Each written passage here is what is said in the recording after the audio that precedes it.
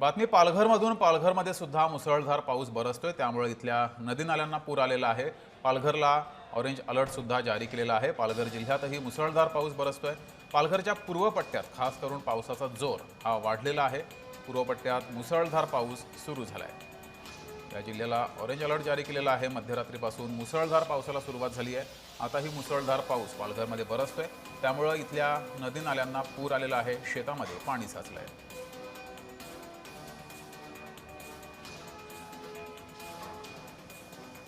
पालघर जिल्ह्यातही मध्यरात्रीपासून मुसळधार पावसाला सुरुवात झाली आहे, त्यामुळे इथल्या नदी नाल्यांना पूर आलेला आहे। शेतामध्ये पाणी साचलेलं आहे। तसंच पालघरवासियांना खबरदारी घ्या असं आवाहन सुद्धा प्रशासनाकडून केलं गेलंय।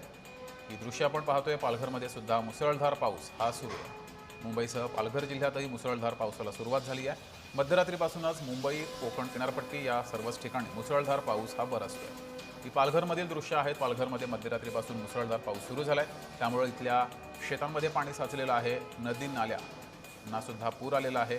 नदी नाले हे तुडुंब वाहत आहेत।